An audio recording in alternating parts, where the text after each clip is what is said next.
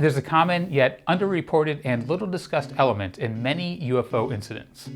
These mysterious objects in the sky often drip molten metal.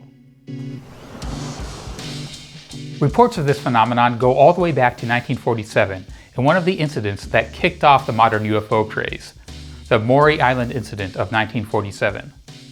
Here, an aviator saw unexplained lights in the sky, and two harbor patrolmen saw donut-shaped objects overhead. The patrolmen claimed these objects rained down a lava-like substance or white metal upon them and their boat. In 1977, in Council Bluffs, Iowa, many observed a bright red object hovering in the sky. Then, parts of it fell to the ground. On arrival to the impact site, a pool of molten metal was found. In 1980, Deputy Base Commander of the United States Air Force Base near Rendlesham Forest, Charles Holt, reported seeing a molten substance fall from a bright metallic object. It glowed, it appeared to be dripping something like molten metal. It silently exploded into 5 white objects and disappeared. In 1985, Bob White had a very similar experience. In a sworn statement, he recalls seeing a bright orange object in the sky while driving with a friend. After getting out for a closer look, he sees the object drip something, then dart away. He's able to find the impact of the drip and digs this object out of the ground. Bob White allowed the object he recovered to be subjected to scientific analysis. The objects from the Maury Island and Council Bluff incidents were also studied. In all cases, the verdict was the same. The objects appeared extremely similar to molten metal splatters you'd find at an industrial metal foundry. As the historicalsociety.org puts it in their story about the Council Bluffs incident, ruling out aliens for the moment, that leaves one explanation.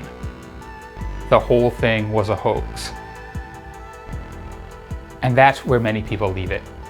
Surely, something coming from a UFO wouldn't look like something as mundane as industrial metal waste. But there's more evidence this bizarre metal rain is real. One of the Black Vault's many FOIA requests regarding UFOs yielded a government file from 1947 labeled Flying Saucers from Denmark. The file contained little documentation, but did contain these photos.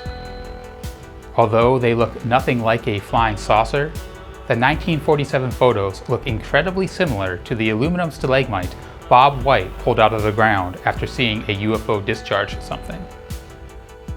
It seems clear that the same thing White experienced also happened in Denmark back in 1947.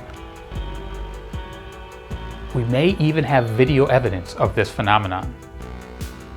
This 2004 FLIR footage shows something dripping out of a larger glowing object before darting off. The footage was captured from a police helicopter in Long Beach, California, and leaked anonymously online. Some explain away this footage as a parachute flare. But in all the examples of parachute flares I've seen online, there's clearly rising smoke or flames, and the flare obviously descends or floats as you'd expect. The object in this 2004 FLIR video doesn't seem to exhibit either of these properties. And the parachute flare explanation seems even less likely for this leaked 2011 video from Afghanistan. The leaker of this video claimed these unidentified objects appeared and started dripping a substance. An A-10 Warthog was called in to engage and shot a Sidewinder missile at the objects. As you see, the attack had no lasting effect. If there are unexplained objects appearing in our skies, capable of dripping molten metals and invincible to our attacks, it would explain why former government officials have been recently stating that we know the UFO phenomenon is real, not made by humans, and a potential threat. This might be literally all we know. It might even explain the famous 1947 Roswell incident. Perhaps the Air Force saw an unexpected object on radar and sent a plane to engage. After firing some shots, they see parts of it drip away before darting off. Thinking the unidentified object had been damaged, they investigate the site where the drips fell or crashed to the ground. On arrival, they see smoldering metal fragments and recover them. These fragments are then studied in secret, compartmentalized government fashion. No breakthroughs are made, it's just hunks of metal after all.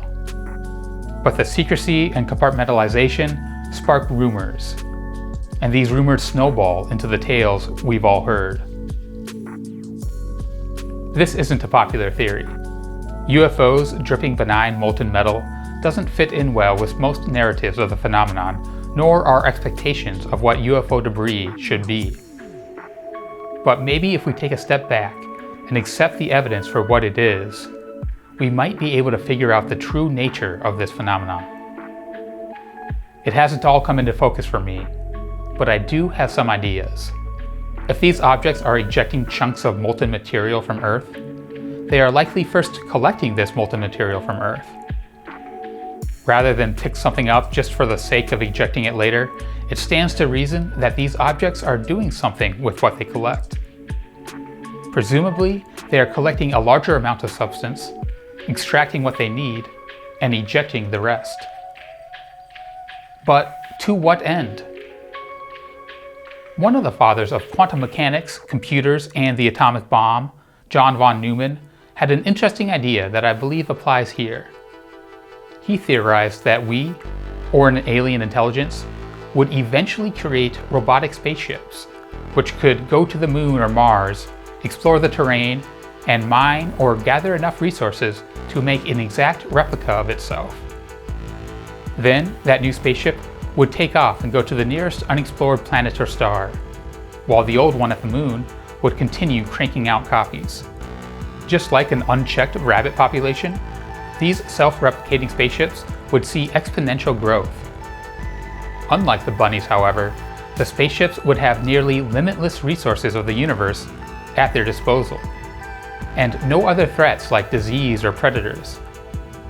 Their growth would truly be exponential, which would mean that even if it took hundreds of years to build new copies, if the ships could achieve a reasonable 1/10 light speed when traveling, these ships would colonize the entire Milky Way galaxy in just 500,000 years.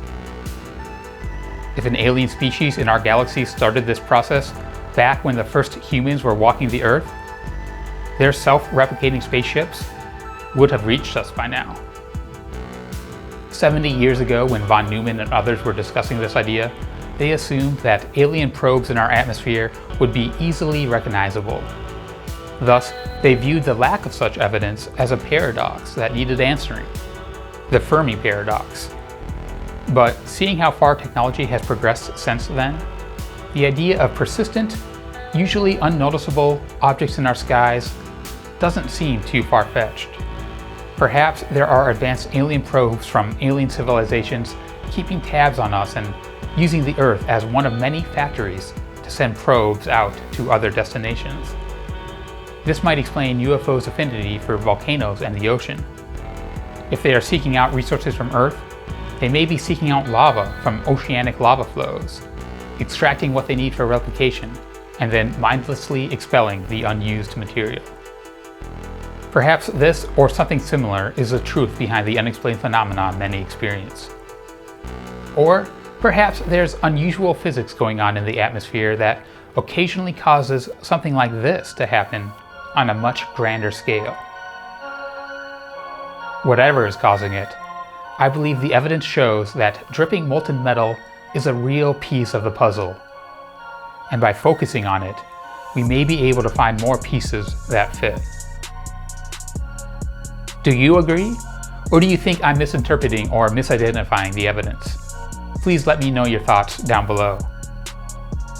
As I learn more, my own thoughts on the issues are constantly evolving. So if you haven't already, please like this video and subscribe for more videos investigating the and underknown. And of course, thanks for watching Rather Be Squidding.